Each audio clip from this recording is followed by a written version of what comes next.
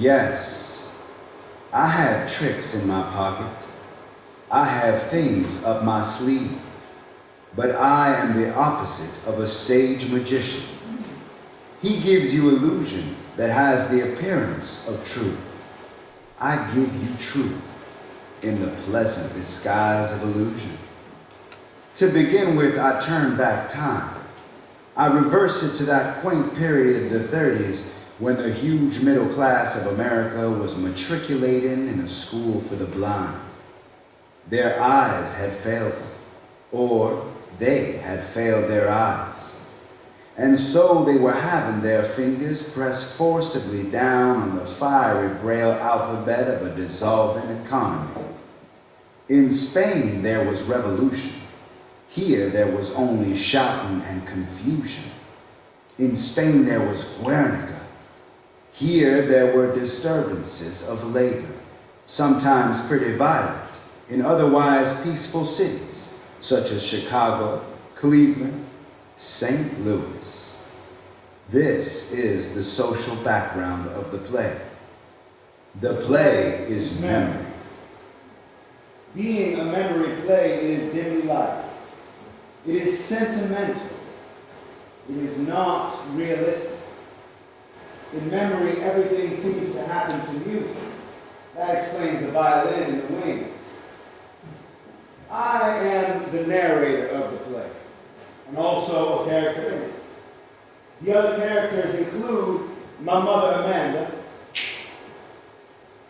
my sister Laura, and a gentleman caller who appears in the final scenes of the play. He is the most realistic character, being an emissary from a world of reality that we were somehow set apart from. But, having a poet's weakness for symbols, I am using this character also as a symbol. He is the long-delayed but always expected something that we live for. There is a fifth character in the play who doesn't appear other than in a larger-than-life-size photograph above the mantel. This is our father, who left us a long time ago. He was a telephone man who fell in love with long distance. He gave up his job at the telephone company and skipped the life fantastic out of town. The last we heard of him was a picture postcard from Mazatlan on the Pacific coast of Mexico, containing a message of 2 words. Hello, goodbye. And no address.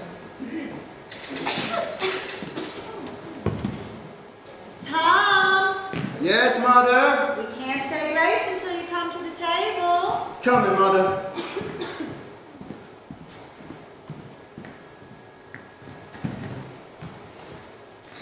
Bless us, O Lord, may thy grace be righteous and bounty. Amen.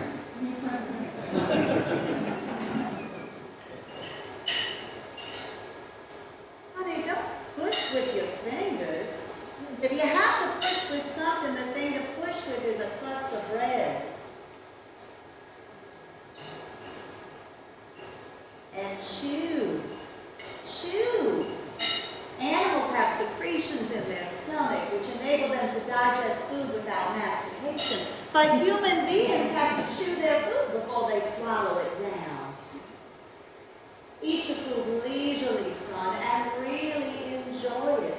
A well-cooked meal has lots of delicate flavors that must be held in the mouth for appreciation. So chew your food and give the salivary glands a chance to function. Mother, I haven't enjoyed a single bite of my dinner because of your constant directions on how to eat it. It's you that makes me hurry through my meals with your hawk-like attention to every bite I take. It's disgusting, all this discussion of salivary glands, animal secretion, mastication. Temperament like a metropolitan star. You're not excused from the table. I'm going out to smoke. You smoke too much. I'll bring in the blancmange. No, sister, no, sister. You be the lady this time. I'll be the maid. I've already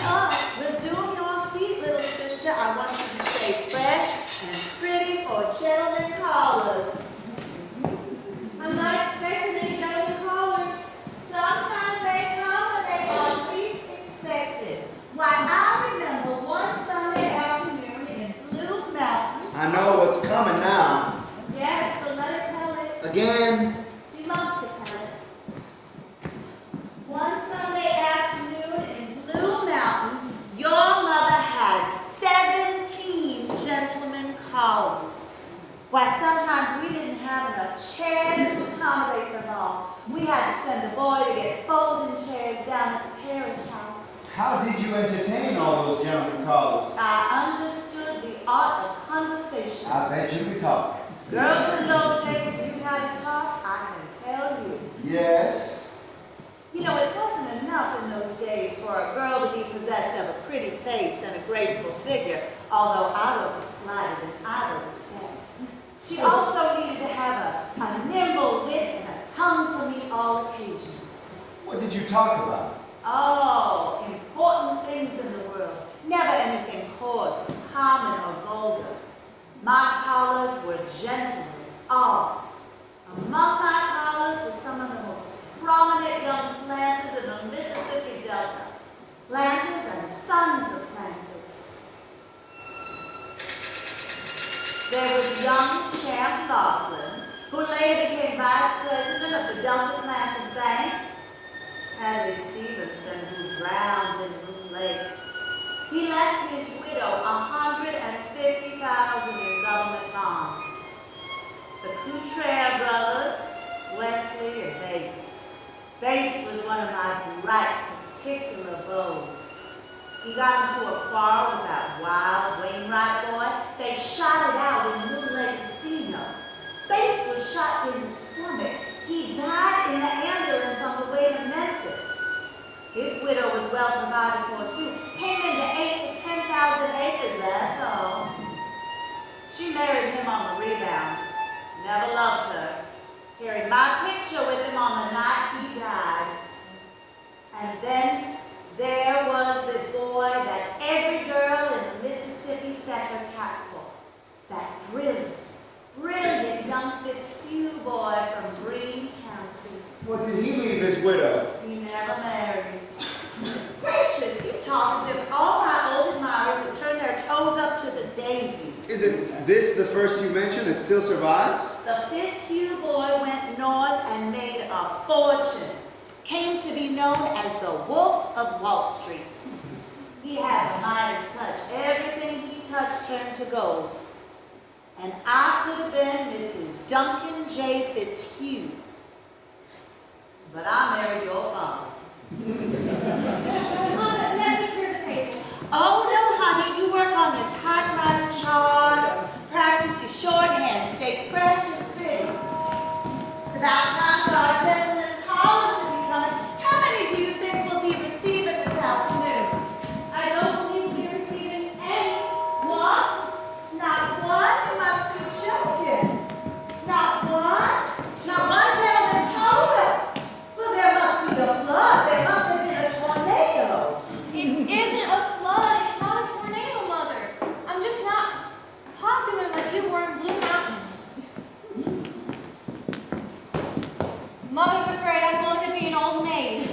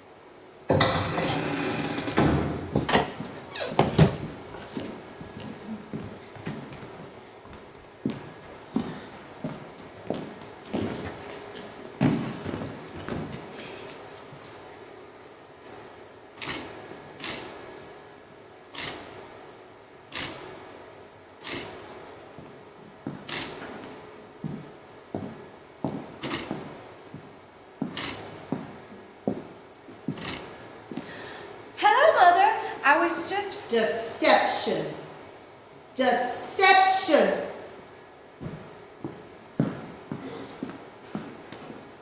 How was the deal DAR meeting.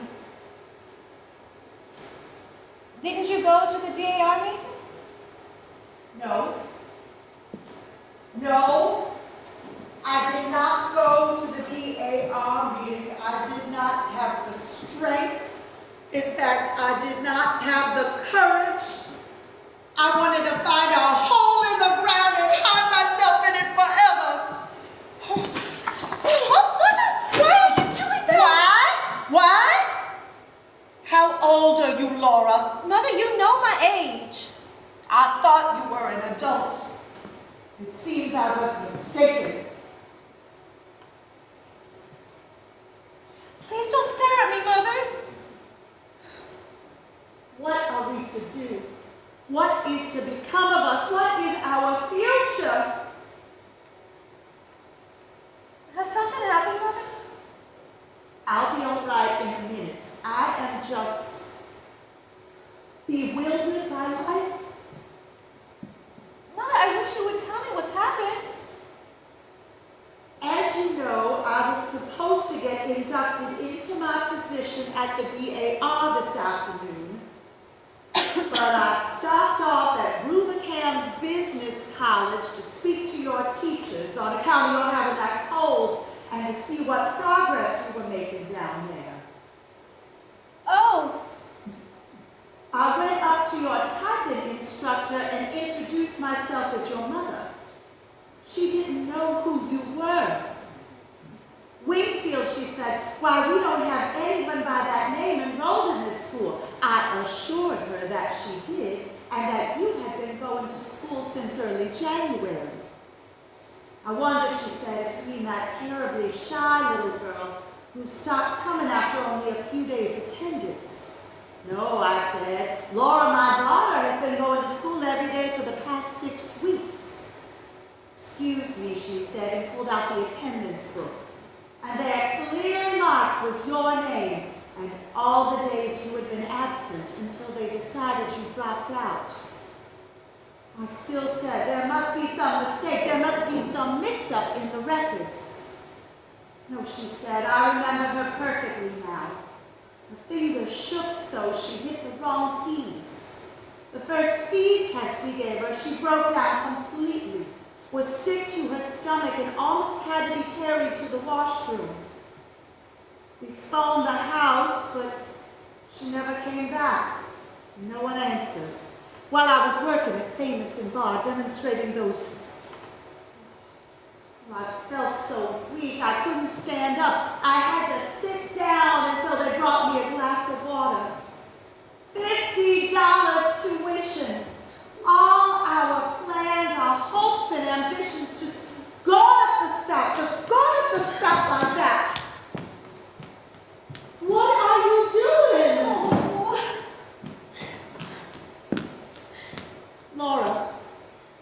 Laura, where have you been going when you've gone on pretending you were going to business college? I've just been walking. That's not true. It is.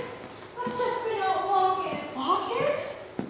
Walking in winter, deliberately putting pneumonia in that light coat. Oh, Where did you walk to, Laura? all sorts of places. Mostly in the park. Even after you started catching that cold? It was the lesser of two evils, Mother. I couldn't go back up. I threw up on the floor. From 7:30 until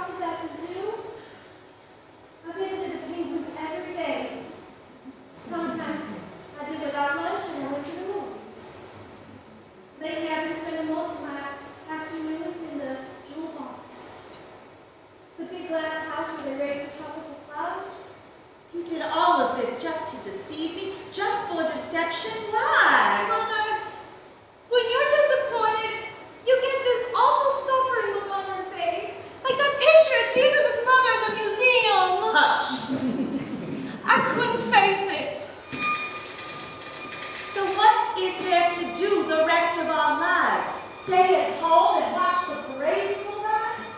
Amuse ourselves with the Glass Menagerie, darling?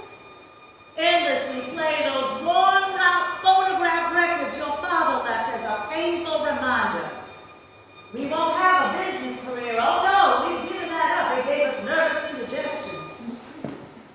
What is there left but dependency the rest of our lives? Oh, I know so well what happens to women who are ready to occupy a position. I've seen such pitiful cases in the South. Barely tolerated spinsters living off the grudging patronage of sisters' husband or brothers' wives, stuck in some little mousetrap of a room, encouraged by one in-law to visit another. Little bird-like women without a nest, eating the crust of humility.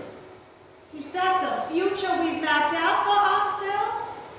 I swear I can't think of another alternative. It isn't a very pleasant alternative. Of course, some girls do marry. Laura, haven't you ever liked a boy? Yes, I liked one once. I came across this picture a while ago. He gave you his picture? No, it's in the yearbook. Oh, a high school boy. Yes, his name was Jim.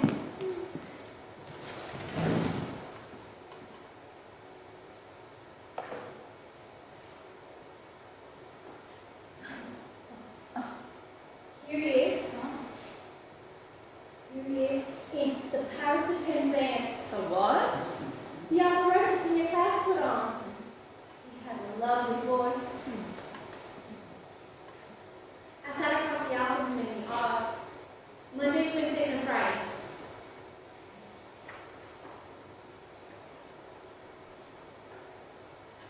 Here he is, winning the silver cup and debating. You see his grin? You must have had a jolly disposition. He used to call me Blue Roses. Why would he call you such a name as that? When I had that attack of sclerosis, he asked me what was the matter when I came back. I said, sclerosis, and he thought I said blue roses. That's what he always called me after that. I didn't care for the girl he went out with. Emily Meisenbach. She was the best dressed girl at Solden. She didn't strike me though as being sincere. It says in the personal section they're engaged. That was 6 years ago. They must be married by now. Girls who aren't cut out for business careers usually end up married to some nice man. Sister, that's exactly what you'll do. But Mother, Yes. I'm crippled. Don't you say that word. You're not crippled. You just have a slight defect. Hardly noticeable. And when people have a disadvantage, they cultivate other things to make up for it. Things like charm and vivacity and charm. That's all you have to do. One thing your father had plenty of was charm. After the fiasco at Wingfield Business College, the idea of getting a German collar for my sister Laura began to play a more and more important part in my mother's calculations. It became an obsession, like some archetype of the universal unconscious. The image of the gentleman collar haunted our small apartment. An evening at home rarely passed without some allusion to this image, this specter, this hope. And even when he wasn't mentioned, his presence hung in my mother's preoccupied look and in my sister's frightened, apologetic manner. It hung like a sentence passed upon the Wingfield. Mother was a woman of action as well as words. She began to take logical steps in the planned direction. Late that winter and in the early spring, realizing that extra money would be needed to probably feather the gnats and plume the bird, she began a vigorous campaign on the telephone, roping in subscribers to one of those magazines for matrons called The Homemaker's Companion, type of journal that features the serialized sublimations of ladies of letters who think in terms of delicate cup-like breasts, slim tapering waists, rich creamy thighs, eyes like wood smoke in autumn, fingers that soothe and caress like soft strains of music, bodies powerful as Etruscan sculpture. Scott, this is Amanda Wingfield. We missed you at the DAR meeting on Monday. I said to myself, she is probably suffering from that sinus condition. How is that sinus condition? Oh. Well, you are a Christian martyr, I tell you, a Christian martyr. So, listen, I've noticed that your subscription to the companion got expired. Yes, with the next issue. Well, you don't want to miss it. Just when Bessie Mae Harper is getting off to such an exciting start in that new serial. Will you remember how Gone with the Wind took everybody by storm? You simply couldn't go anywhere if you hadn't read it. All anybody talked was Scarlett O'Hara. Well, this is a book that critics are already comparing to Gone with the Wind. They are calling it the Gone with the Wind of the post-war generation. What? Burn it? Oh, honey, don't let them burn. Go check the oven. I'll hold the wire. Karen's back. I think she hung up.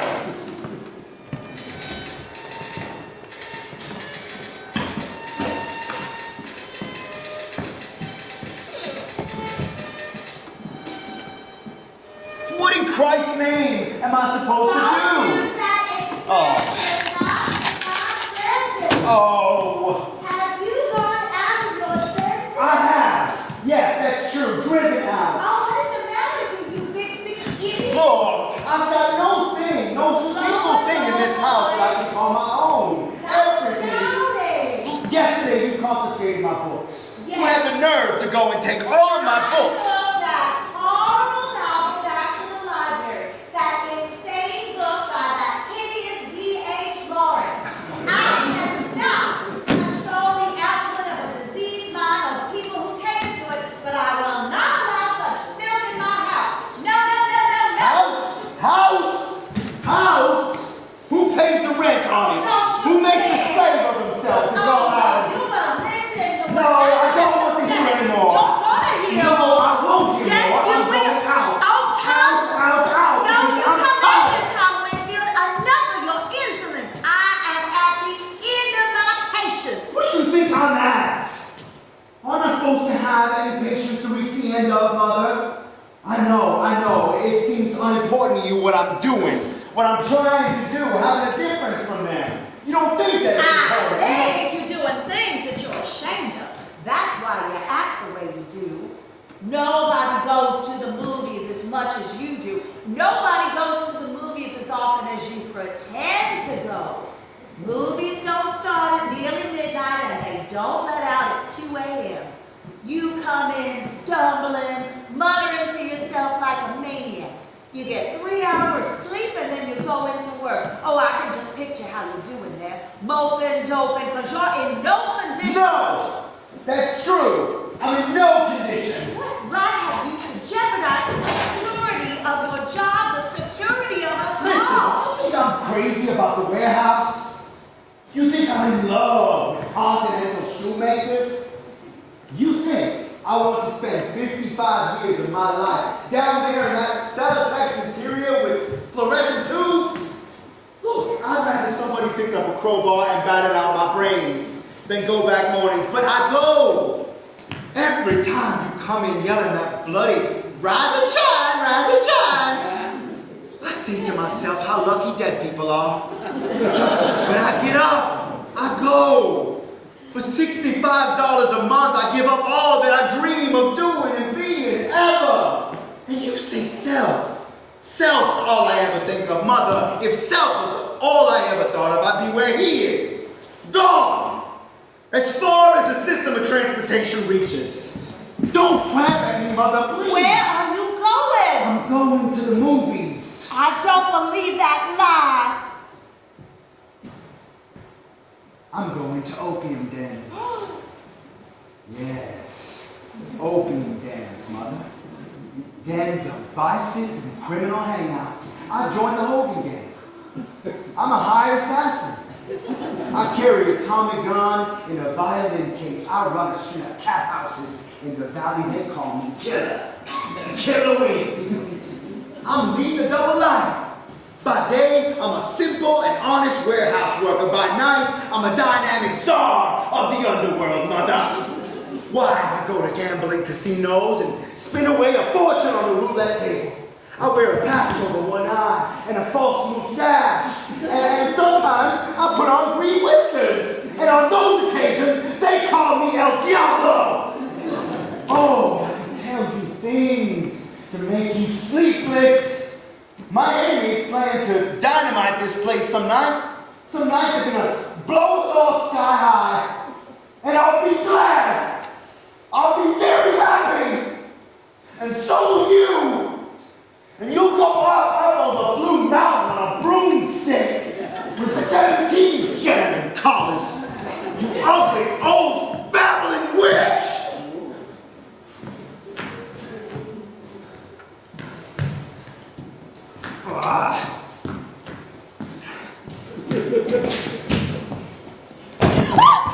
My glass!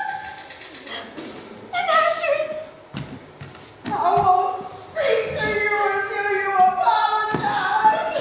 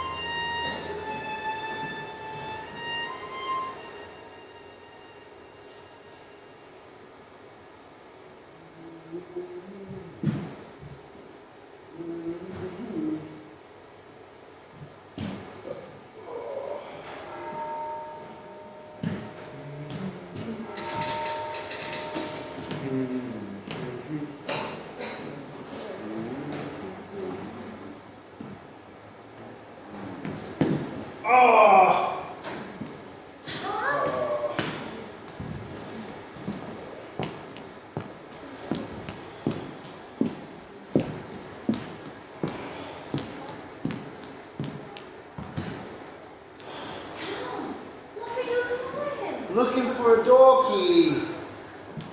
Where have you been all this time? I have been to the movies. All this time at the movies? There was a very long program. There was a Garbo picture, Mickey Mouse, and a travelogue, and a newsreel, and a preview of some of the tracks. Oh. And there was an organ solo and a collection for the Milk Fund simultaneously, which ended in a terrible fight between a fat lady and an usher. Did you have to stay through everything? Of course! Ooh, I forgot. There was also a big stage show.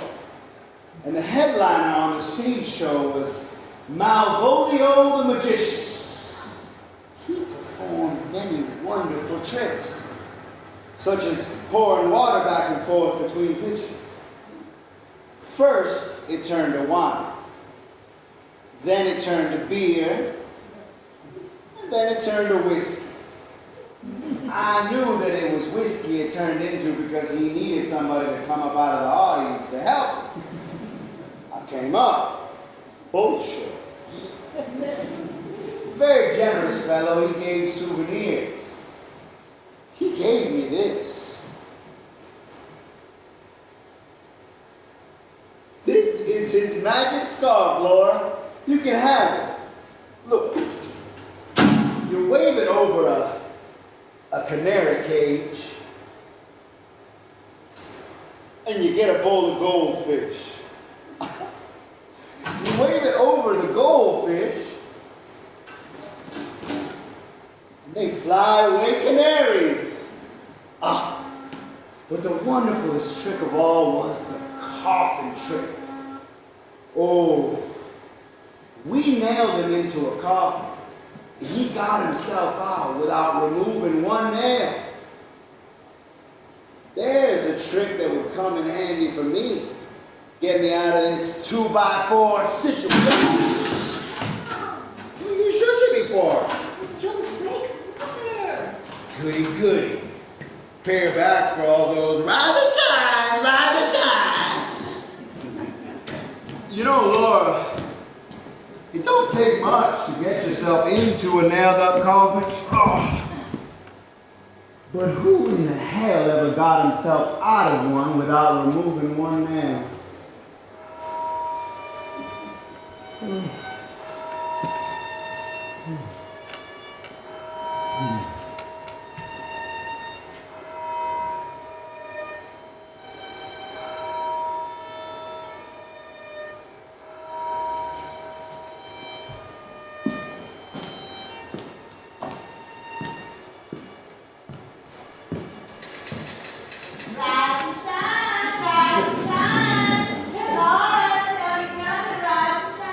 All right, but I won't shine.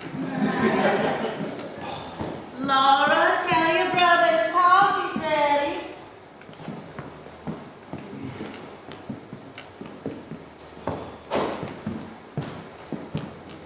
Tom, it's nearly 7. Don't make Mother nervous. Tom, speak to Mother this morning. Make up with her. Apologize. Speak to her. She won't to me. It's her that started not speaking. If you just apologize, she'll start speaking. Her not speaking. Is that such a tragedy? Laura, are you going to do that thing I asked you to do, or do I have to get dressed and do it myself? Going, as soon as I get out my coat. Butter and what else? Just butter, and tell him to charge it. Mother, they make such faces when I do that. Sticks and stones may break our bones, but the look on Mr. Garfield's face will not harm us. Tell your brother his coffee's getting cold. Tom, do what I asked, will you? Will you, Tom? Laura, just go or don't go at all. Going.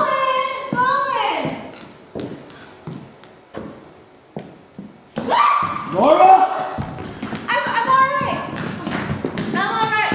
I just slipped. If anybody breaks a leg on that staircase, the landlord ought to be sued for every cent he possesses.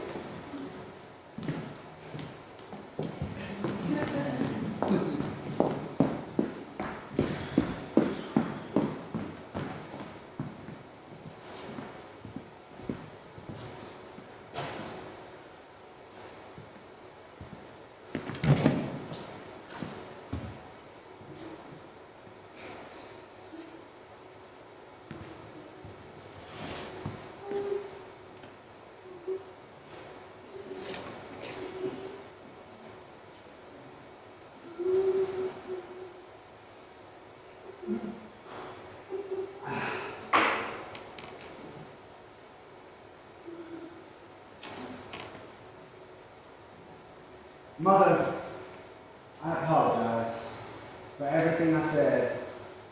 I didn't mean it. My devotion has made me a witch, and I make myself hateful to my children. No, you don't. I worry so much. Don't sleep. It makes me nervous. I understand that. I've had to fight a solitary battle, but you're my right-hand power. Don't fall down. Don't fail. I try, Mother.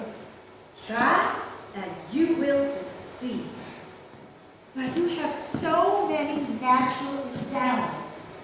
Both my children, they're unusual children. Don't think I don't know that. But I'm so proud and happy, and have so much to be thankful for. But, Tom, Yes, Mother. promise me one thing.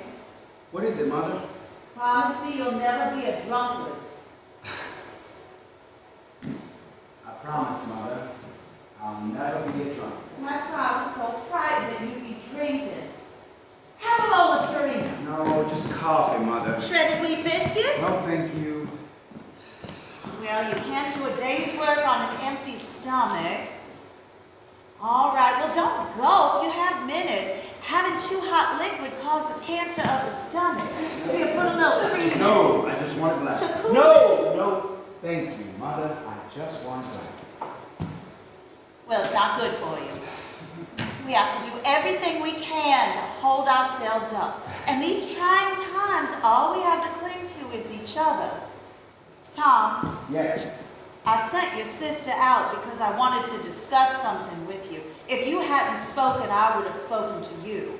What is it, Mother, that you want to discuss? Laura. Oh, Laura. Well, you know how she is, so quiet, but still waters runs deep. She notices things, and I think she broods about them. The other night I came in and she was crying. What about? You. Me? She has the idea you're not happy here. What gave her that idea? Well, what gives her any idea? However, you do act strangely. I'm not criticizing, understand. I know your ambitions do not lie in the warehouse, that you, like everybody else in the whole wide world, has made sacrifices, but Tom, life's not easy. It calls for Spartan endurance. Tom, I have so much on my heart that I cannot describe to you. I never told you, but I loved your father. I know that, Mother. When I see you taken on with his ways and, well, you had been drinking last night when you were in that terrifying condition. Laura says you hate the apartment. That's why you go out at nights to get away from it. Is that true, Tom? No. You say there's so much in your heart that you can't describe to me. Well, there's so much in my heart that I can't describe to you, so let's just respect each other's hearts. Tom, but why are you so restless? Where do you go at night? I go to the movies. Why do you go to the movies so much? I go to the movies because I like adventure. Adventure is not something that you get much of at work, so I go to the movies. Tom, you go to the movies entirely too much. I like a lot of adventure. Most men find adventure in their careers. Then most young men are not employed in a warehouse. The world is full of young men employed in warehouses and offices and factories. Do all of them find adventure in their careers? They do, or they do without it. Not everybody has a graceful adventure. Man is by instinct a lover, a hunter, a fighter. And instinct is not something that gets much play at the warehouse. Man is by instinct. Don't quote instinct to me. Instinct is for animals. People have got to get away from it. Christian adults don't want it. What do Christians want, Mother? Superior things. Things of the mind and spirit.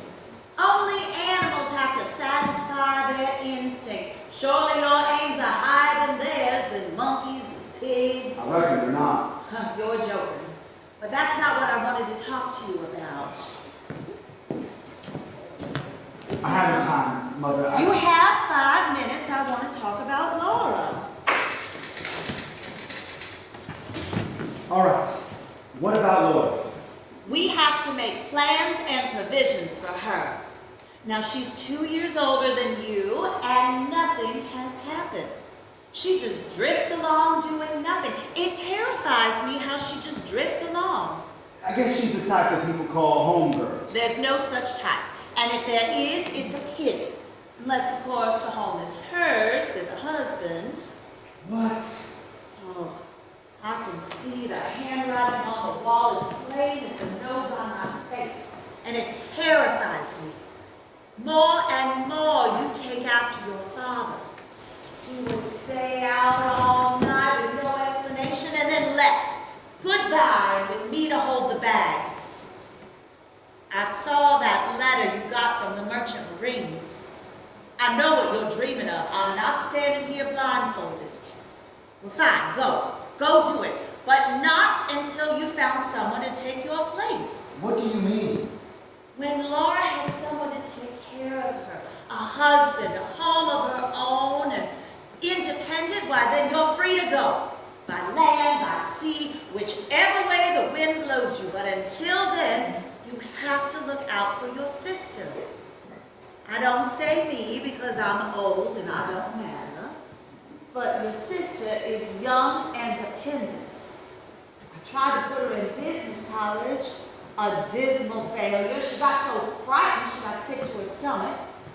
Then I tried to take her to the Young People's League at church. Another fiasco. She spoke to nobody. Nobody spoke to her. Now all she does is fool with those glass pieces and play those worn-out phonographs. What kind of life is that for a girl to lead? What should I do about it? Overcome selfishness. Self, self, self. That's all you ever think of. Where is your muffler? I haven't Put time on for your this, own muffler. Honey, I haven't said what I had to ask. There's some nice young men down in the warehouse. No. There must be some. What? Find one that's clean living, doesn't drink, and ask about the sister. Mother. A sister to get to know, to be acquainted Oh with. my gosh. Oh, will you? Will you? Will you? Will you, dear? Yes!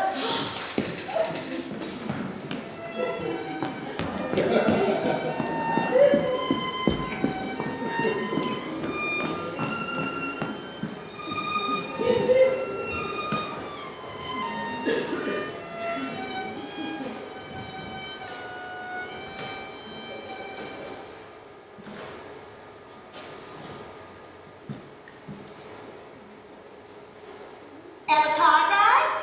This is Amanda Wingfield. How are you, honey? How's the kidney condition? Oh, horrors. Well, you are a Christian martyr, I tell you, a Christian martyr. So, honey, I just noticed in my red book that your subscription to the Companions expired. Yes, and just when that new serial by Bessie Mae Hopper is coming out, first thing she's written since Honeymoon for 3. Wasn't that a strange and unusual story? Well, I believe this one is even lovelier. It has a sophisticated society background. It's all about the horsey set in Long Island. Oh, well, you read it? Well, how'd it turn out? Oh, yeah, Bessie Mae Hopper does not disappoint. What? Well, yes, it has complications, but you have to have complications in the story. Ella, why do you sound so mad? It's 7 a.m.? Oh, well, I'm sorry. I didn't know anybody could sleep past 7 a.m. Well, Ella, all I can do is apologize. I'm sorry. What? You're going to take the subscription anyway? Well, bless you, dear.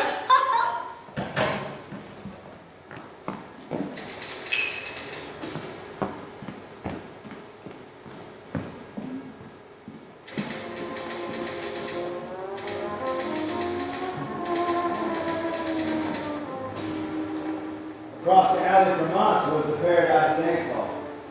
Evenings in spring, they'd open all the doors and windows, and the music would come outside.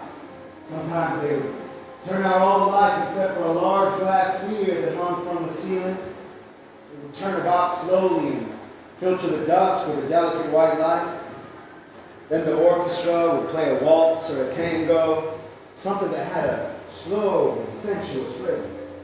The couples would come outside to the relative privacy of the alley. You could see them kissing behind ash pits and telephone poles. This was the compensation for lives that passed like mine, without changes or adventure. Changes and adventure, however, were imminent this year.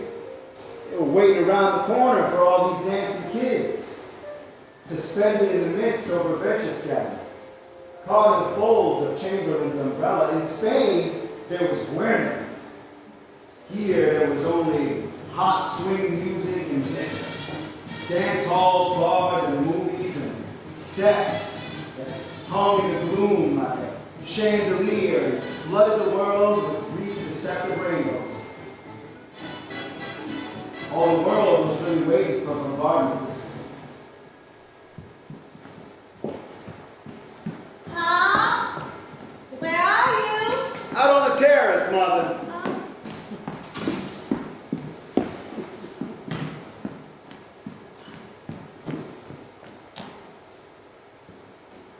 A fire escape plan is a poor excuse for a porch.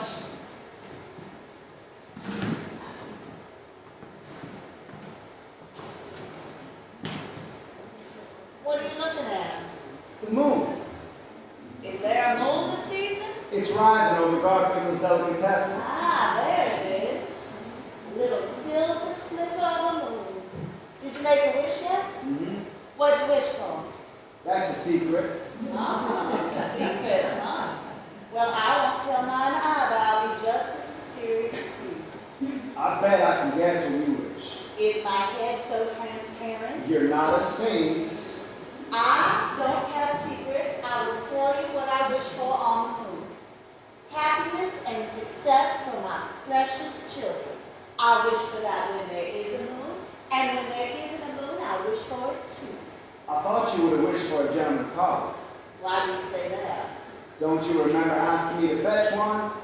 I remember suggesting that it might be nice if you brought over some nice young man tomorrow. I think I may have suggested it more than once. Yes, you may have suggested it repeatedly. Well, Well, we're going to have it. what? A gentleman collar. You mean you asked some nice young man? Yep, I've asked him to dinner. You really did? I did. You did, and did he accept? He did. Well, lovely. I thought you would be pleased. It's definite then? Very definitely. Soon? Very soon. Oh, for heaven's sakes, we go on and tell me some things. What things do you want me to tell you, No, Mother? naturally, I'd like to know when the young man is coming. He's coming tomorrow. Tomorrow? Yeah, Well, tomorrow. Tom, Yes, Mother. that gives me no time. Time for what? Preparations. You should have called me when you asked the minute he accepted. You don't have to make any fuss. Oh, Tom, of course I do. I want things to be nice, not sloppy, not thrown together. I am going to have to do some fast thinking. I don't see why you have to think at all. Oh, Tom, you just don't know. We can't have a gentleman caller over to a pigsty. Let's see. I need to have my wedding silver polished, and I'm going to have the monogram table linen laundered. And what about clothes? Oh, the window washed. Mother, this boy is no one to make a fuss over. Oh, don't you realize this is the first young man we've ever introduced to your sister? It's disgraceful, terrible, and disgusting that Lloyd has never had a single gentleman caller. Tom, come in. What? I want to ask you some things. What is the young man's name? His name is O'Connor. That means fish. Tomorrow's Friday. We'll have a salmon loaf and a turkey's dressing, and what does he do? Does he work at the warehouse? Of course, Mother. How else would I? Tom doesn't drink, does he?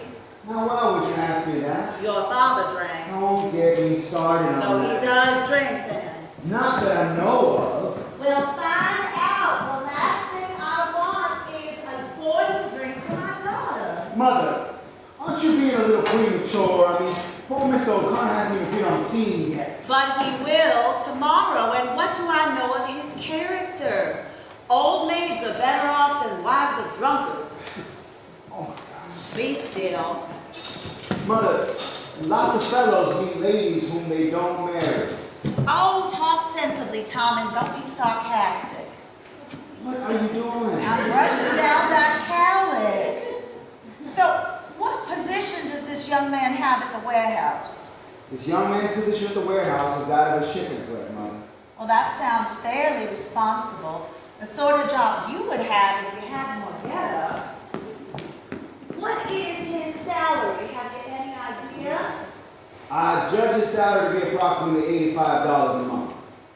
Well, not princely, but 20 more than I make. oh yes, how well I know. But $85 a month for a family man, that's just getting by. Yes, but Miss O'Connor's not a family man.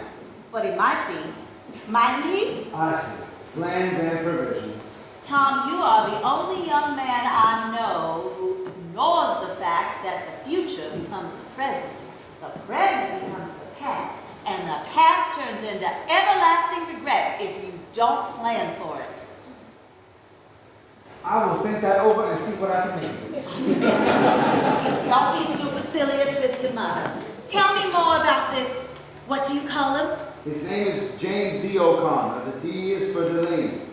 Irish on both sides. Gracious, and he doesn't drink? Sean, call him up and ask him right this minute. The only way to find these things out is to make discreet inquiries at the proper moment. When I was a girl in Blue Mountain, and it was suspected that a young man drank, the girl whose intentions the boy had to receive it would ask the minister of his church, or rather her father would if he was still living, and hint about the boy's character. That was the way to keep the girl from making a tragic mistake. Then how come you made such a tragic one? That innocent look of your father's. He smiled and the world was enchanted. The worst thing for a girl is to be at the mercy of a handsome appearance. I hope Mr. O'Connor is not too good looking. No, he's not too good looking. He's covered in freckles and hasn't much of a nose. But he's not right down homely.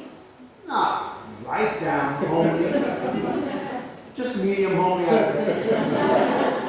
Well, character's what you look for in a man. That's what I've always said, Mother. You've never said anything of the sort, and I doubt you would ever give it a thought. Don't be so suspicious of me, Mother. Well, I just hope he's an up-and-coming type. I think he goes in for self-improvement. Why do you say that? He goes to night school. Splendid. What does he do? I mean, study. Radio engineering and public speaking. Ah, that means he has visions of advancement in his life. Any young man who studies public speaking is interested in an executive position someday. Oh, and radio engineering, that's a thing for the future.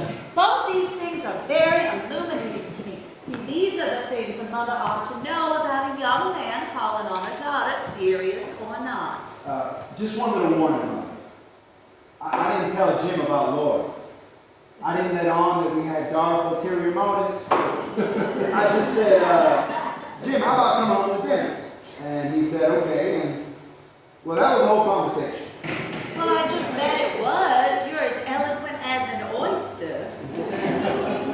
But he'll find out about Laura soon enough when he gets here. When he sees how sweet and pretty she is, he'll thank his lucky stars he was invited to dinner. Mother, you mustn't expect too much of Laura.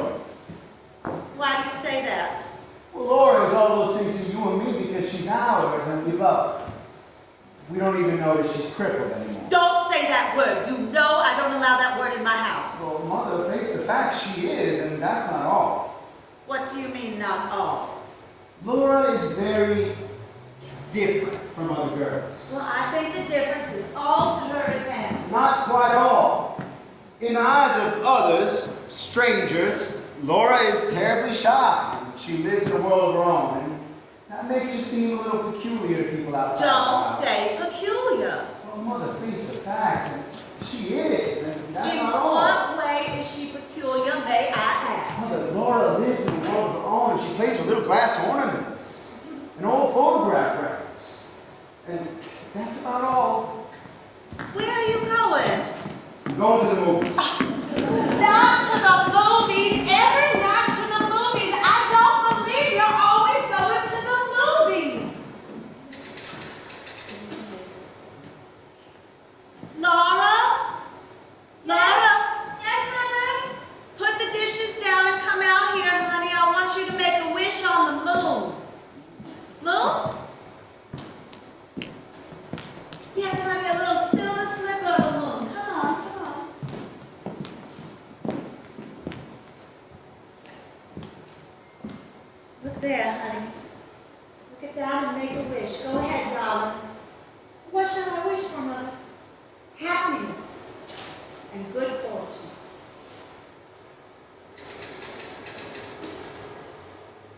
So, the following evening, I brought Jim home to dinner. I had known Jim slightly in high school. In high school, Jim was a king. He had tremendous Irish good nature and vitality with a scrubbed and polished look of white china. He seemed to move in a continual spotlight. He was a star in basketball, captain of the debate club, president of the senior class and the glee club, and he sang the male lead in the annual light opera. He was always running and bounding, never just walking. He always seemed right at the point of defeating the law of gravity. He was shooting with such velocity through his adolescence that one would logically expect him to arrive at nothing short of the White House by the time he was 30. But Jim apparently ran into more interference after his graduation from Solvent High School. His speed had definitely slowed. 6 years after his graduation, he was holding a job that wasn't much better than mine. He was the only one at the warehouse with whom I was on friendly terms. I was valuable to Jim as someone who could remember his former glory, who had seen him win basketball games and silver cup in debating. He knew of my secret practice of retiring to a cabinet in the washroom to work on poems when business was slack at the warehouse. He called me Shakespeare. And though the other boys regarded me with a suspicious hostility, Jim took a rather humorous attitude toward me. His attitude affected the others, and gradually their hostility wore off. And they also began to smile at me the way that some people smile at an oddly fashioned dog that trots across their path at some distance. Now, I knew that Jim and Laura had known each other in high school. I didn't know if Jim would remember, for Laura had been as unobtrusive as Jim had been staunch. Now, I had heard Laura speaking admiringly of his voice, but if Jim remembered Laura, it wasn't as my sister.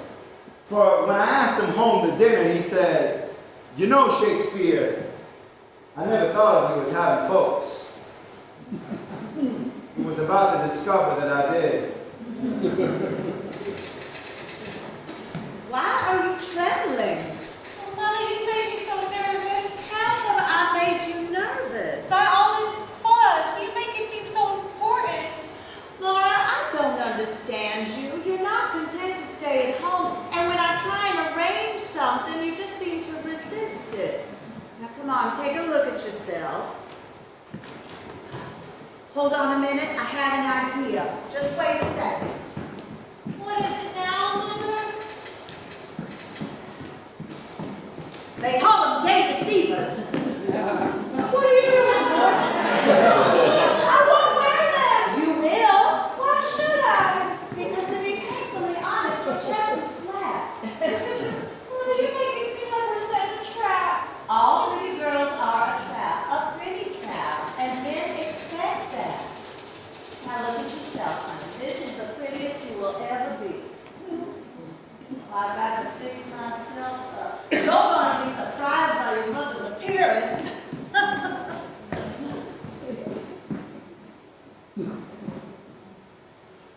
I'm going to show you something. You're going to be so surprised. What is it, Mother? This is the dress I wore when I led the cotillion, won the cakewalk twice at Sunset Hill, attended the governor's ball in Jackson. See how I sashayed, Laura? I would wear it when I would entertain gentlemen callers, and I had it on the night I met your father. Invitations poured in, evenings, dances, afternoons, picnics. Lovely. Lovely, lovely, lovely. May inside. Literally covered with dogwood and flooded with jonquils. That was the spring I had the praise for jonquils. It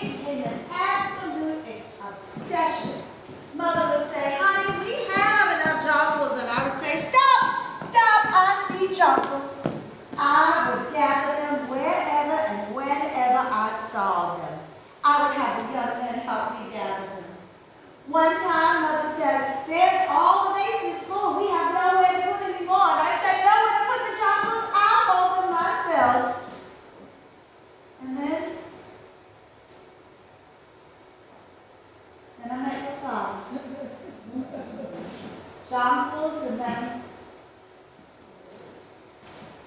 this school.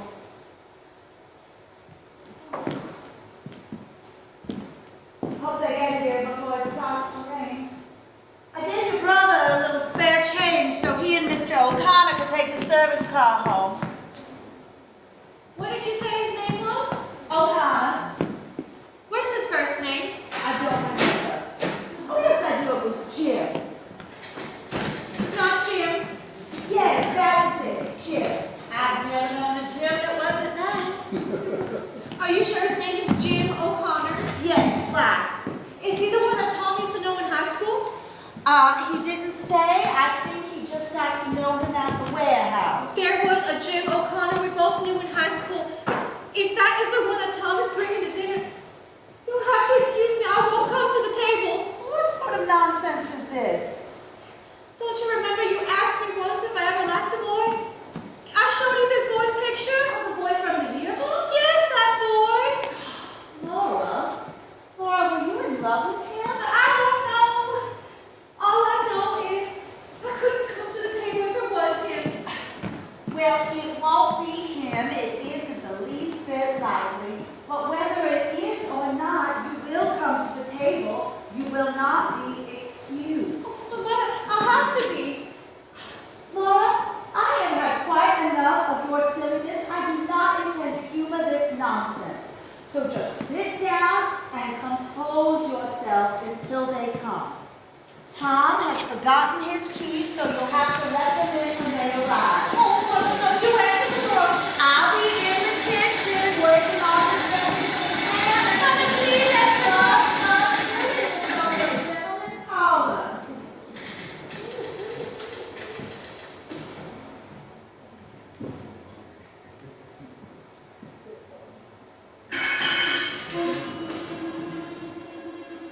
Laura, honey, the door. I think we just beat the rain. Uh-huh. Laura, that's your brother and Mr. O'Connor. Let them in, darling. Mother, you go to the door. Please, please. What is the matter with you, you silly thing? Oh, please, you answer. I please. told you I would not humor your silliness. Now, Laura, why have you chosen this moment to lose your mind? Please, please, please, you go. Laura, open the door. Laura Wingfield, you march right to that door. Yes. Yes, Mother.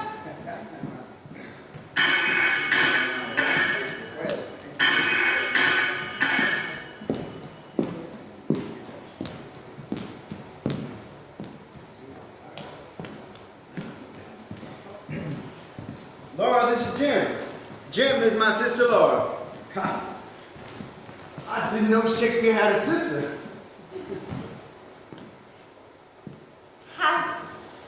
How do you do? Okay.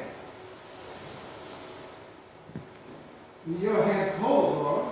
Yes, well, I've been playing the Victrola. Oh, I must have been playing that classical music on it. You ought to play some hot swing music to warm you up. Excuse me. I haven't finished playing the Victrola. What was the matter? Oh, with Laura's terribly shy. Shy, huh? It's unusual to meet a shy girl nowadays.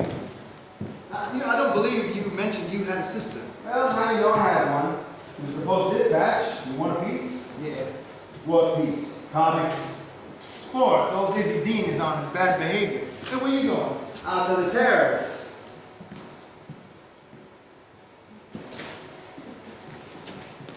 You know, Shakespeare, I'm going to sell you a bill of goods. Huh? Of course I'm taking it. Well, of course. In public speaking. You and me, we're not the warehouse type. Thanks, that's good news. What has that got to do with public speaking? It fits you for executive positions. Oh, well, it's done a hell of a lot for me. In what respect? In every. Ask yourself, what is the difference between you and me and the men in the office down front? Brains? Ability? No.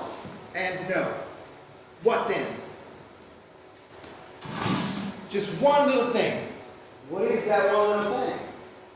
Primarily it amounts to social poise.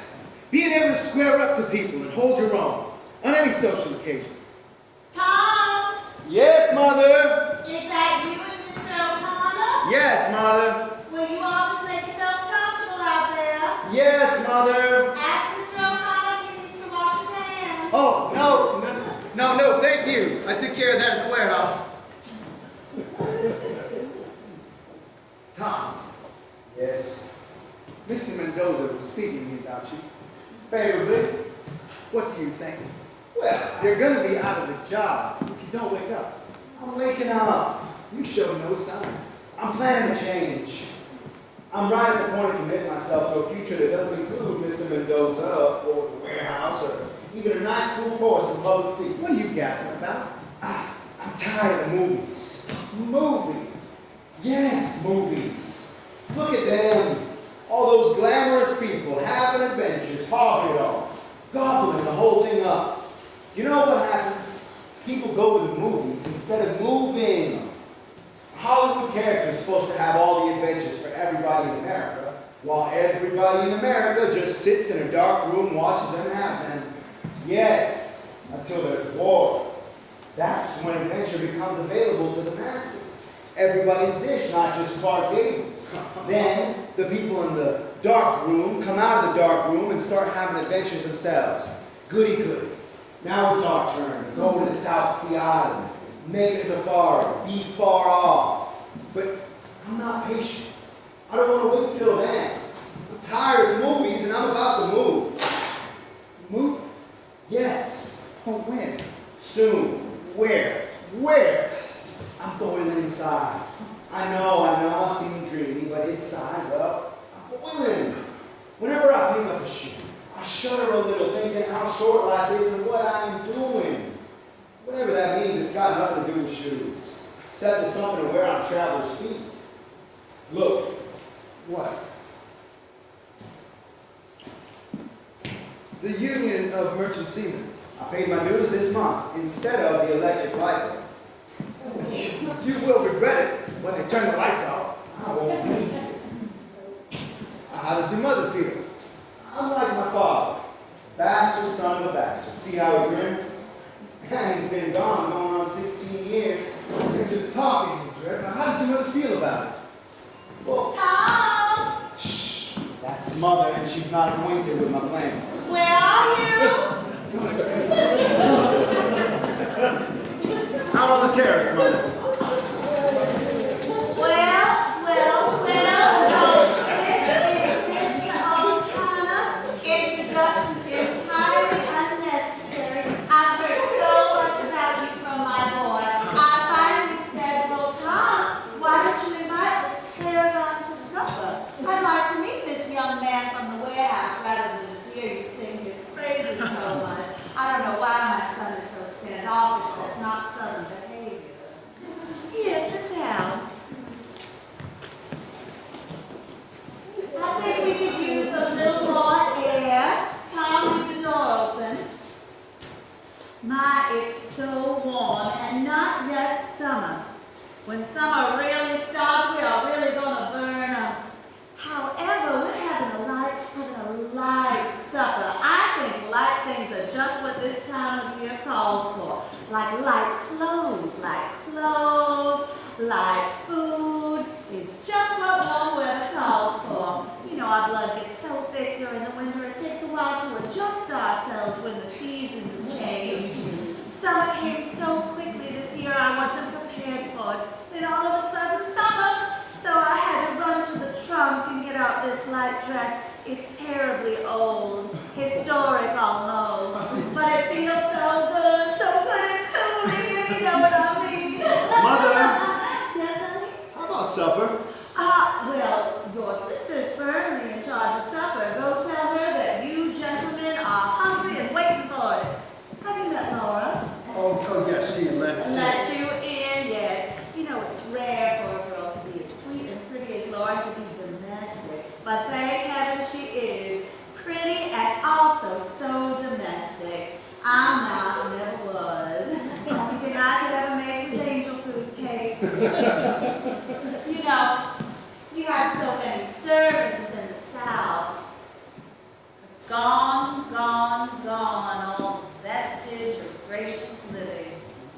gone forever. I was not prepared for what the future had for me.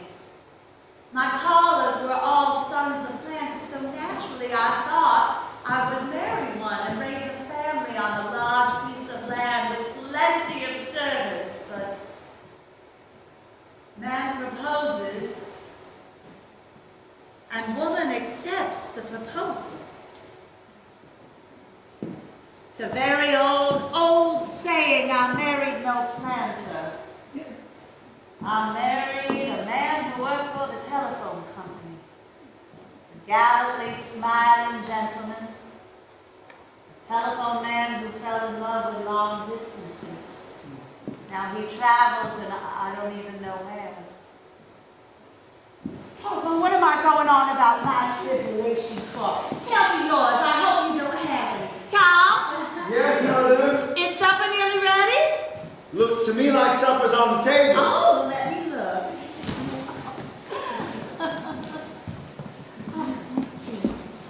Oh, lovely.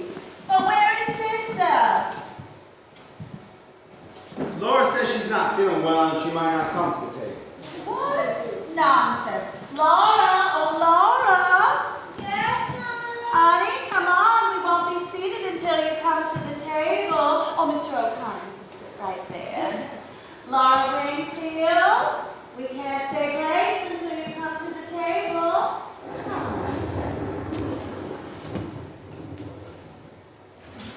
Laura? Oh, Laura, you really are sick.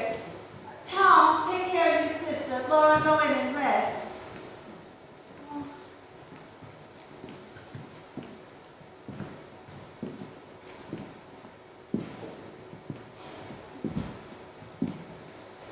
Standing over a hot stove must have made her ill.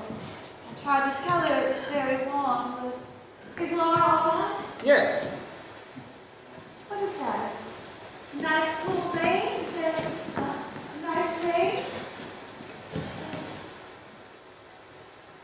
I think we may have grace now.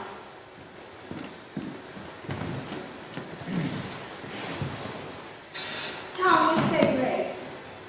Oh. Bless us, Lord, that is for Sheila County. Amen.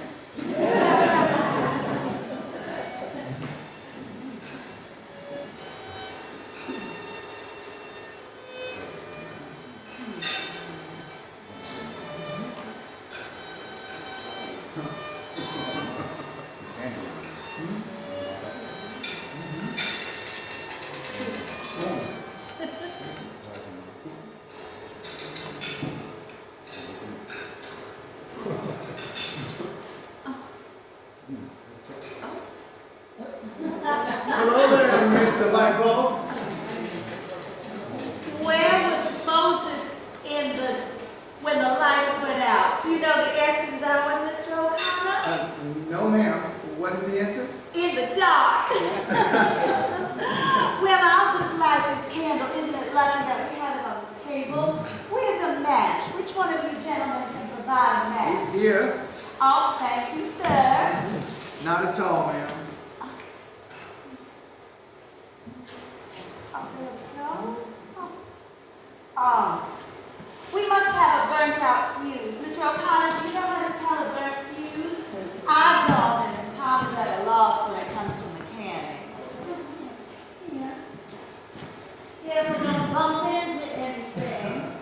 We can't have our gentleman caller break his neck. That'd be a fine howdy-do. Well,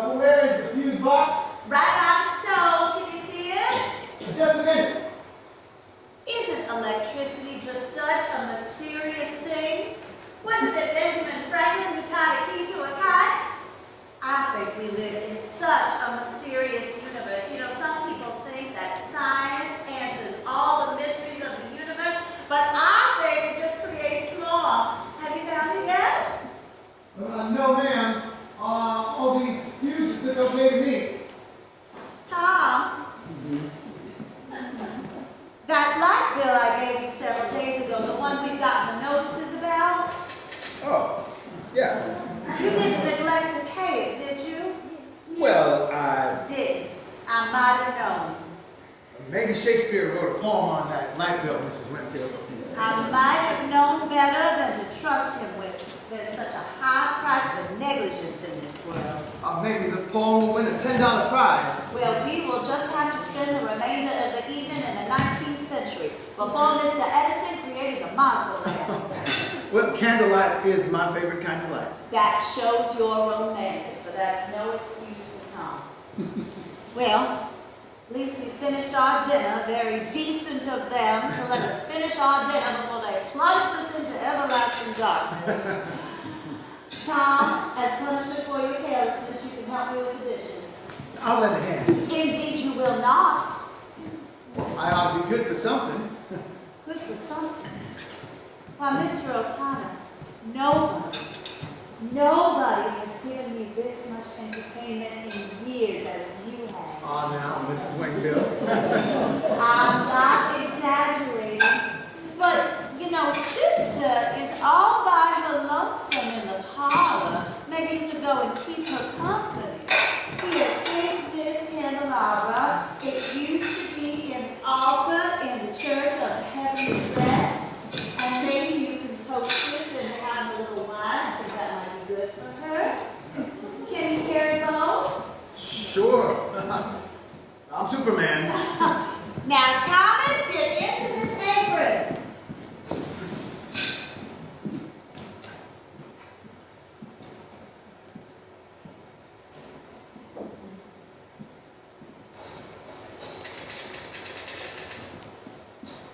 Hello there, Laura.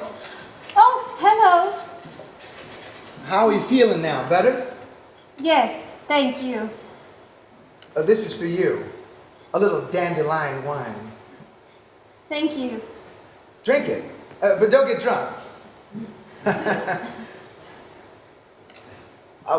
Where shall I set the candle? Oh, anywhere. How about here on the floor? Any objections? Oh, no. I'll lay out a newspaper to catch the drippings.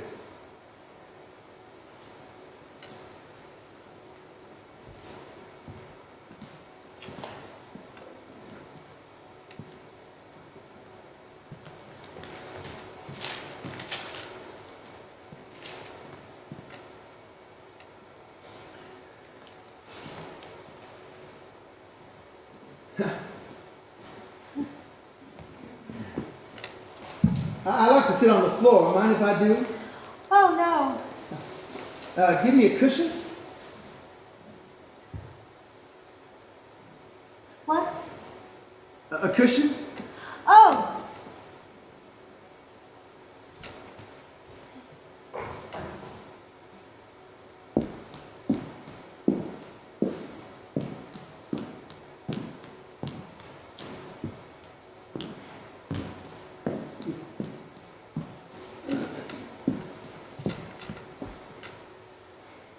How about you? Do you like to sit on the floor? Oh, yes. Why don't you then? Will. Take a cushion.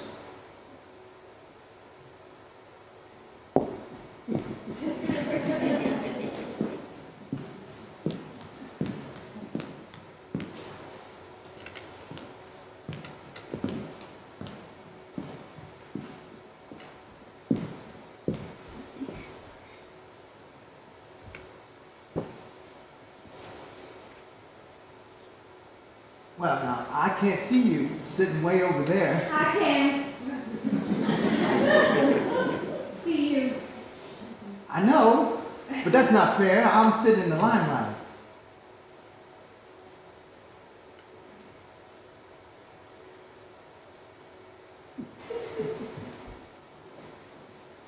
Good. Now I can see you. Comfortable? Yes. So am I. Comfortable as a cow. Would you have some gum? No, thank you. I think I will indulge with your permission.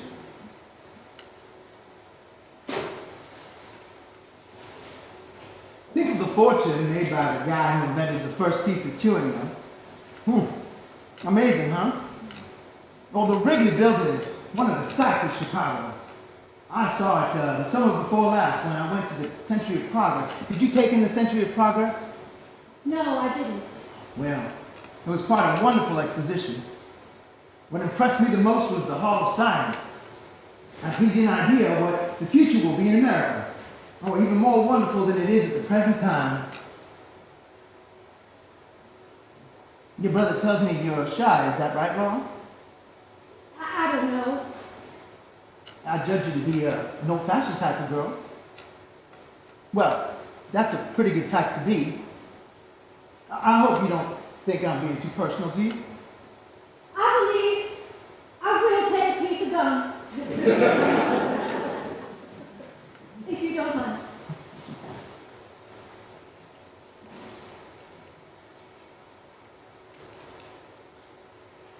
Have you kept up with your singing, Mr. O'Connor? Singing? Me? I remember what a lovely voice you have. When did you hear me sing? No, blow you in the You say you heard me? Yes, very often. I don't suppose you remember me. You know, I have an idea that I've seen you before. I had that idea as soon as you opened the door. It seemed like I was about to remember your name, but the name I started to call you, it wasn't a name. And so I stopped myself before I said it. Wasn't it Blue Roses? Oh my gosh, yes. Yes, Blue Roses, that's what I had on my tongue. Oh, isn't it funny? The tricks memory plays. Oh, I didn't connect you to high school somehow or other, but that's what it was. It was high school. I didn't know you were Shakespeare's sister. Gosh, I'm sorry. I didn't expect you to. You hardly knew me. We had a speaking acquaintance, huh? Yes, we spoke to each other. Well, when did you recognize me? Oh, right away. As soon as I came in the door? When I heard your name, I thought it was probably you. I knew Tom used to know you a little in high school. So when you came through the door, well, then I was sure. Well, why didn't you say something then? I didn't know what to say. I was too surprised. Oh, for goodness sakes. Oh, you know, this show is funny. Isn't it though? Oh. Didn't we have a class in something together? Yes, we did. What class was that? It was singing, chorus. Oh. We sat across the aisle from each other. Oh. Mondays, Wednesdays, and Fridays. I remember now. You always came in late. Yes. It was always so hard for me getting upstairs. I had that brace on my leg. It clumped so loud. I never heard any clumping. To me, it sounded like thunder. Well, I never even noticed. And everybody was seated before I came in. I had to go walking in front of all those people. My seat was in the back row. I had to go clumping all the way up Well, you the shouldn't aisle. have been self-conscious. I know, but I was. It was always such a relief when the singing started. Oh, now I've placed you. I used to call you Blue Roses. How was it that I started calling you that? I was out of school for a while with chlorosis. When I came back, you asked me what was the matter. I said chlorosis, and you thought I said blue roses. That's what you always called me after that. I hope you didn't Oh mind. no, I liked it.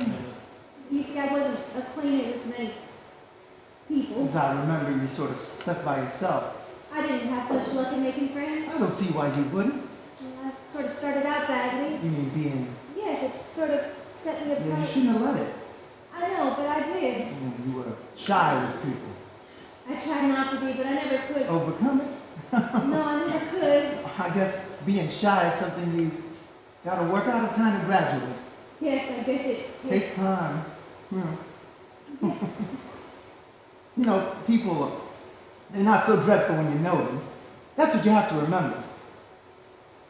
Everybody's got problems, not just you. Practically everybody's got some sort of problems. You think of yourself as the only problems, yourself as the only one disappointed. But if you look around you, you'll see that everybody is as disappointed as you are. For instance, I thought when I was in high school I'd be further along than I am at this time, 6 years later. You remember that wonderful write-up I had in the torch? Yes. It said that I was bound to succeed in anything I went into. Holy jeez, the torch!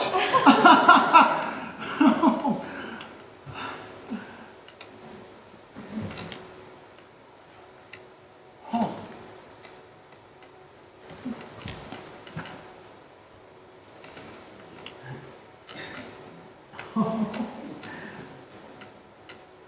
Oh.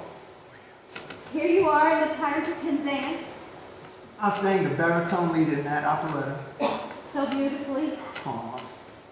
Yes, yes, beautifully, beautifully. I am the pirate king. You say you heard me? Yes, all 3 times. No. Yes, All 3 performances? yes. Why?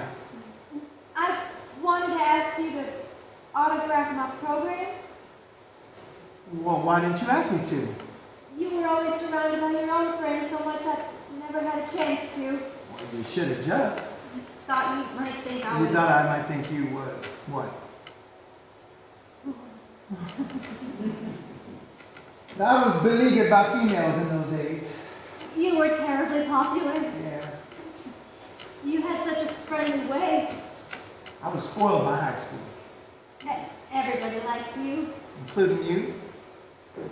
Well, yes, I did too. Well. Hand me that program, Laura.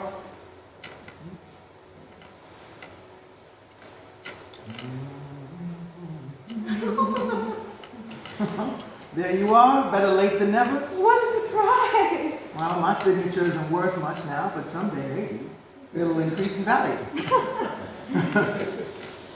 You know, being disappointed is one thing, but being discouraged is something else. I'm disappointed, but I'm not discouraged. I'm 23 years old. How old are you? I'll be 24 in June. That's not old age. No, but But you stayed in high school? I didn't go back. You mean you dropped out? I made bad grades in my final examinations. How is Emily Meisenbach getting along? Oh, that crowdhead. Why do you call her that? Well, that's what she was. You're not still going with her? I'll never see her. It said in the personal section you were engaged. I know, but I wasn't impressed by that propaganda. It wasn't the truth? Only in Emily's optimistic opinion. Oh,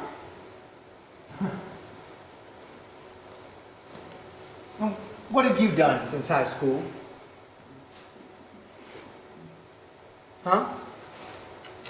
I said, what have you done since high school, Laura? oh, nothing.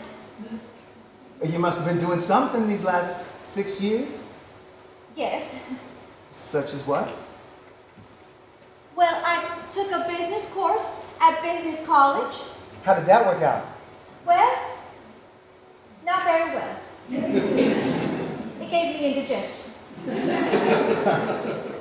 And what are you doing now? No, I don't do anything much. Oh, please don't think I sit around doing nothing. My glass collection takes a good deal of my time. You see, glass is something you have to take good care of. If you don't... What were you saying about glass? Collection? I said I have one. You know what I judge to be the trouble with you? Inferiority complex. You know what that is? It's when a person low rates himself. I understand it because I used to have it too. Although my case was not so aggravated as yours seems to be. But I had it until I took up public speaking, developed my voice, learned I had an aptitude for science. Before that time, I didn't think of myself as being outstanding in any way whatsoever. Now, I don't make a regular study of it, but I have a friend who says that I can analyze people better than the doctors who make professions of it. Now, I don't claim that to be necessarily true, but I sure can guess a person's psychology, Laura. Oh, excuse me, Laura. Now, I always take it out when the flavor's gone. Just put it in a scrap piece of paper. I know how it is to get it stuck on a shoe.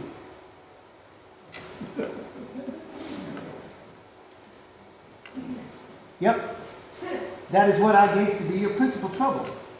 A lack of amount of faith in yourself as a person. You lack the proper amount of faith in yourself. And now I'm basing these facts on a number of your remarks and some observations that I've made. For instance, that clumping you said was so awful in high school. You said you dreaded to walk into class. You see what you did?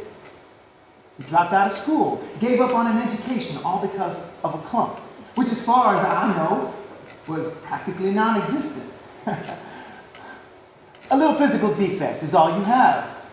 Hardly noticeable even. Magnified thousands of times by imagination. Do you know what my strong advice to you is? Think of yourself as superior in some way. In what way would I think? Why, man alive, Laura, look about you a little. What do you see? The world is full of common people. All of them born and all of them going to die. How many of them have 1/10 your good points? Or mine? Or anyone else's for that matter? Geez, everybody excels in some one thing, some in many. All you have to do is discover in what? Take me for instance. I have an interest in electrodynamics. I'm taking a course in radio engineering in night school, Laura, on top of a fairly demanding job at the warehouse. I'm taking that course and I'm studying public speaking because I believe in the future of television. I wish to be there to go right up along with it. My plan is to get it on the ground floor. Now, I've made already the right connections. All that is left that remains is for the whole industry to come right up. Full steam, knowledge, zip money, zip power. That is the cycle democracy is built on. You probably think I think a lot of myself. No. Well, how about you? Is there some one thing that you take more interest in than anything else? Well, I do, as I said, have my glass collection. I don't quite understand what you mean. What kind of glass is it? Little articles of it. Ornaments mostly made of glass. The tiniest animals in the world. Mother calls it a glass menagerie.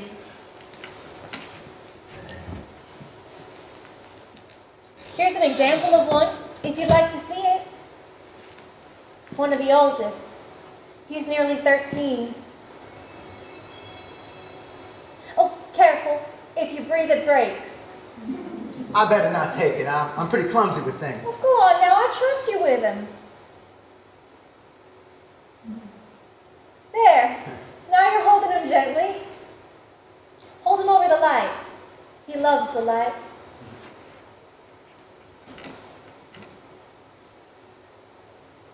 You see how the light shines through him? It sure does shine. Now, what kind of a thing is this one supposed to be? Well, haven't you noticed the single horn on his forehead? A unicorn, huh? Unicorns! Aren't they extinct in the modern world? No. Oh, poor little fellow. And you must feel sort of lonesome. Oh, well, if he is, he doesn't complain about it. He sits on a shelf with other horses who don't have any horns at all, and they all seem to get along nicely together. How do you know? I haven't heard any arguments among them. No arguments, huh? Well, that's a pretty good sign. Where shall I set them? Oh, on the bench. They all like a change of scenery every once in a while.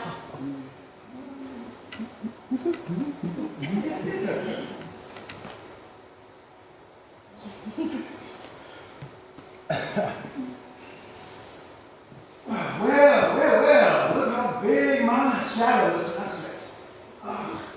Yes, it's stretched across the ceiling. I think it stopped raining.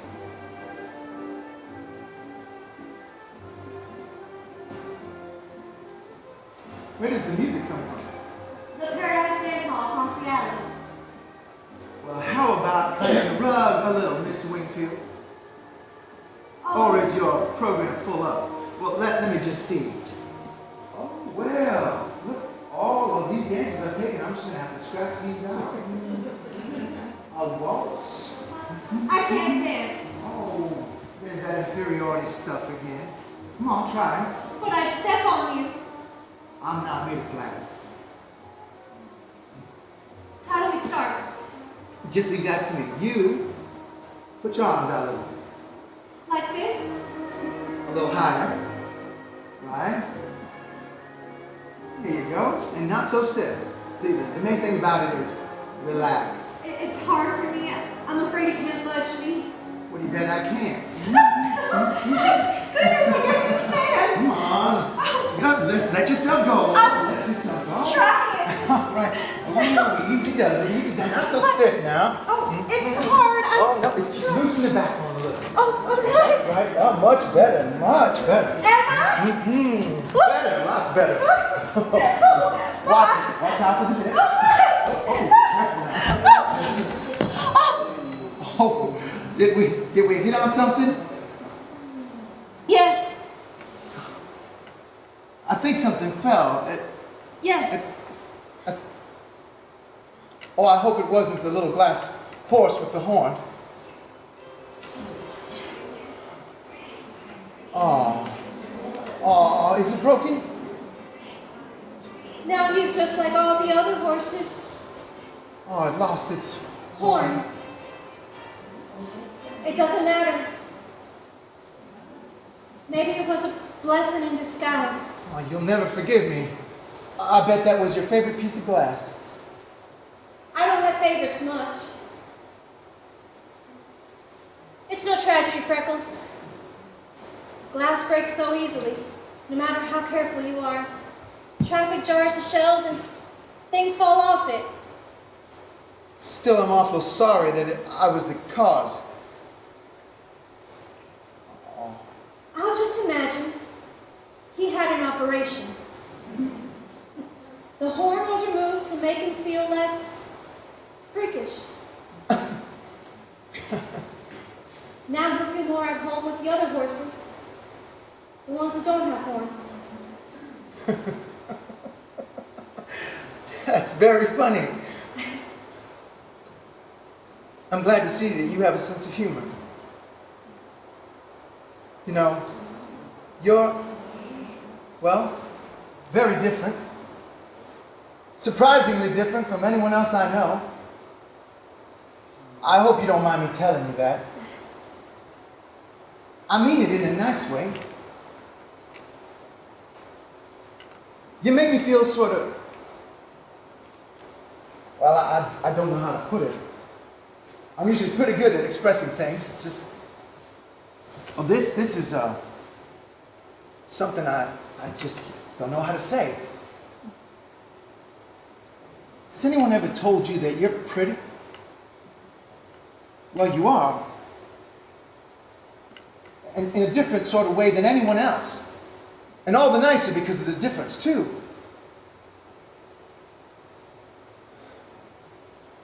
I wish that you were my sister, Laura, because I teach you to have some confidence in yourself. The different people aren't like regular people. But being different, there's no shame in that. Because regular people aren't such wonderful people. They're 100 times 1,000. You're 1 times 1. They walk all around the earth. You just stay here. Well, they're as common as weeds. And you're blue roses. But blue is wrong for roses. It's right for you. You're pretty. In what respect am I pretty? In every respect, believe me. Your eyes, your hair are pretty. Your hands are pretty. You think I'm making this up because I was invited to dinner and have to be nice. Well, I could do that. I could put on an act for you, Laura, and say a lot of things that aren't very sincere. But this time I am. I'm speaking to you sincerely. I happen to notice you have an inferiority complex that keeps you from being comfortable with people. Someone needs to build your confidence up and make you feel proud instead of shy and turning away and blushing. Somebody ought to kiss you, Laura.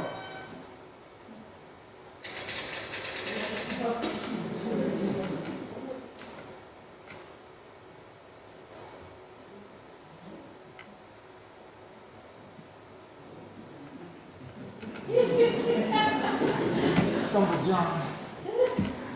Stumble John, I shouldn't have done that.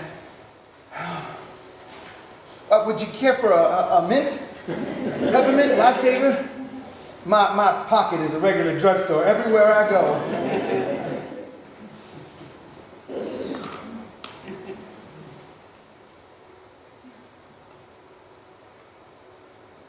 Laura, you know, you were my sister. I do the same as Tom. I bring around fellas and introduce her to them. The right kind of boys, the type to appreciate her. Only, well, you made a mistake with me. Maybe I don't have any call in saying this. That may not have been the reason in having me over. But what if it was? There's nothing wrong with that. It's just that in my case, I'm not in a situation to do the right thing. I can't take down your number and say I'll phone. I can't call next weekend and ask for a date. I just thought I'd explain that situation in case you misunderstand it and hurt your feelings. You won't call again? No, Laura, I can't. As I was just explaining, I've got strings on me. I've been going steady. I go out all the time with a girl named Betty. She's a home girl like you, and Catholic and Irish. Well, in a great many ways, we get along fine. I met her last summer on a moonlight boat trip on the river up to Alton, on the Majestic. And well, right away, right from the start, it was love. Oh, being in love has made a new man in me. Oh, the power of love is something really pretty tremendous. Love is something that, well, it changes the whole world, Laura. It just so happens that Betty's aunt took sick and she got a wire and had to go up to Centralia. So Tom, when he invited me to dinner, naturally I accepted, not knowing that Stumble John.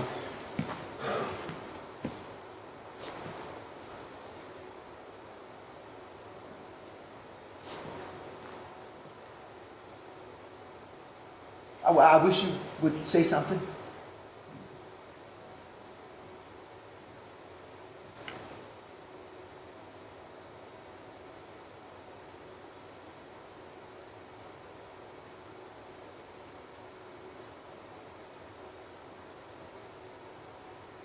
Well, what are you doing that for? You want me to have him, Laura? What for?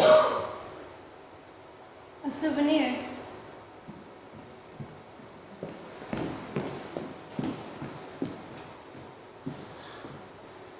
Isn't the air so lovely after a shower? Children, I made you a little liquid refreshment. Jim, do you know the song about lemonade?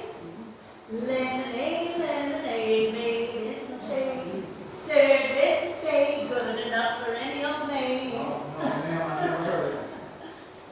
Laura, you look so serious. Oh, we were having a serious conversation. Oh, well, good. You're better acquainted. Yes.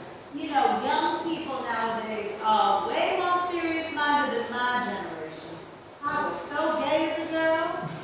You haven't changed, Mrs. Wingfield. Well, tonight I am rejuvenated. The gaiety of the occasion. Oh, I'm baptizing myself. Oh, I found some maraschino cherries in the kitchen. I just threw them all in, juice and all. You really shouldn't have gone to all that trouble. Oh, it wasn't any trouble. I was having loads of fun. You didn't hear me cutting up in there? I was telling Tom how outdone I was with him for not bringing you around sooner. He is just keeping you all to himself. Well, now that you've found us, you have to be a much more frequent caller, not just on occasion, but all the time. We're going to have such gay times. Oh, I can see it all. The air is so lovely and the moon is so pretty. Oh, I'll just skip on out. I know my place when young people have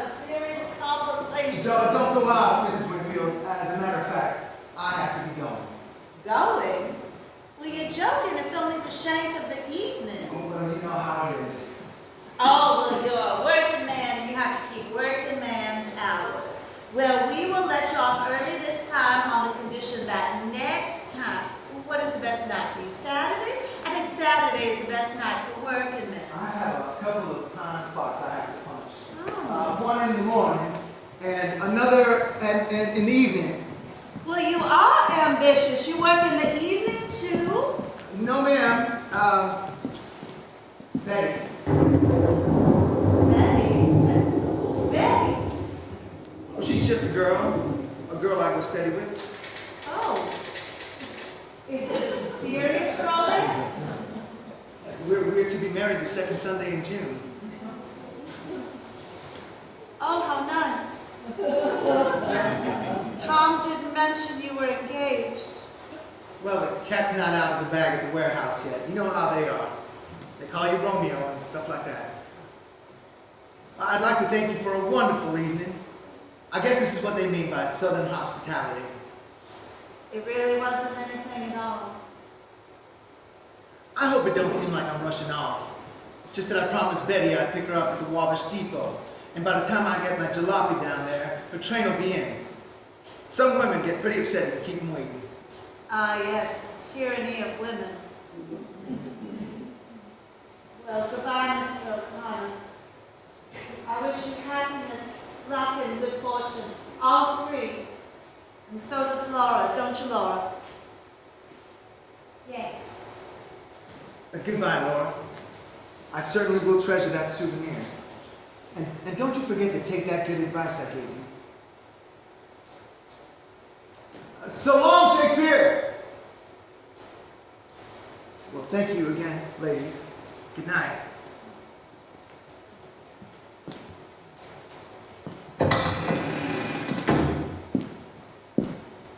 Things have a way of working out so badly.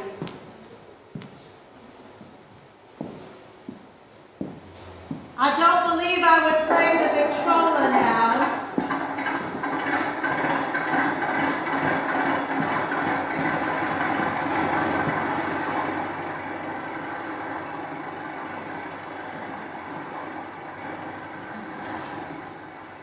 Well, our gentleman caller turned out to be engaged. Tom, Yes, Mother? come here a moment. I want to tell you something awfully funny. Has our gentleman caller gotten away already? Yes, our gentleman caller made an early departure. What a wonderful joke he played on us. How do you mean? You didn't mention that he was engaged to be married. Jim? Engaged? That's what he just informed us. I'll be jiggered. I didn't know about that. Well, I find that very peculiar. What's peculiar about Didn't you say he was your best friend down at the warehouse? it? He is, but how should I know? Well, I find it extremely peculiar that you didn't know your best friend was getting married. The warehouse is the place where I work, not where I know things about people. You don't know things anywhere. You live in a dream. You're a manufacturer of illusions. Where are you going? I'm going to the movies. Oh, that's right. Now that you've had us all make such fools of ourselves, the effort, the preparations, all that expense, the floor lamp, the rug, the clothes for Laura, for what?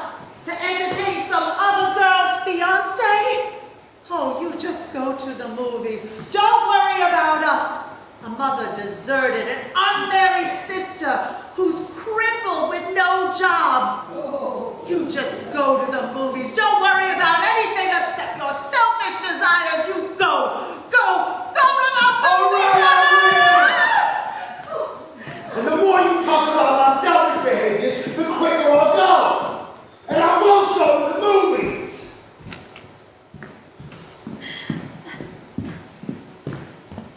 Go then! Go to the moon, you selfish dreamer!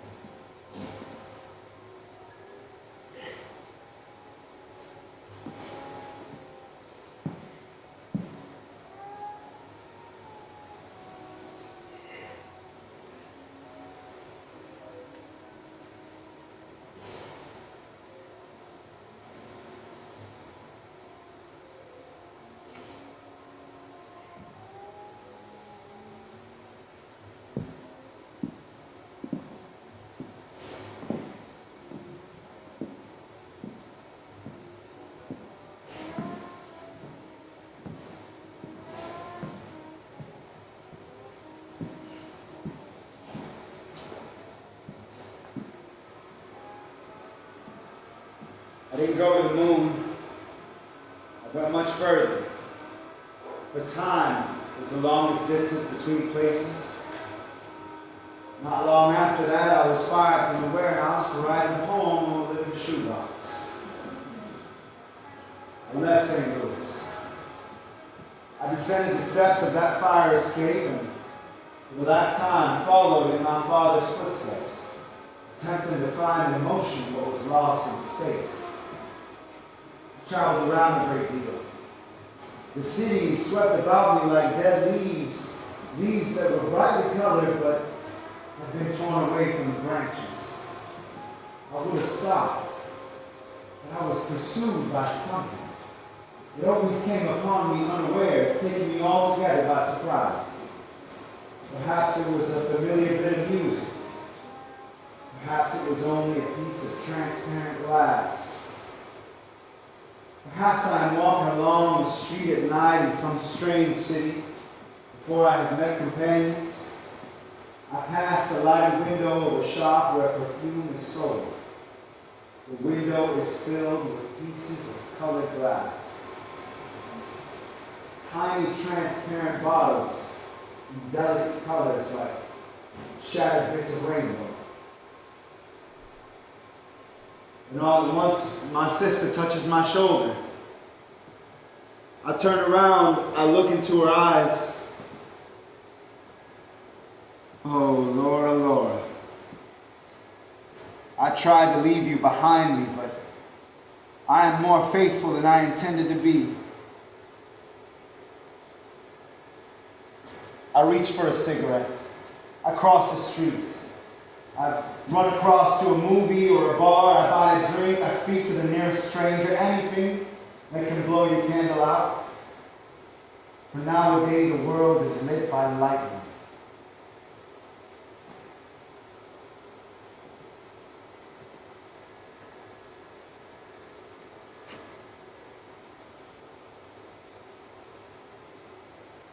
Blow out your candle, Laura.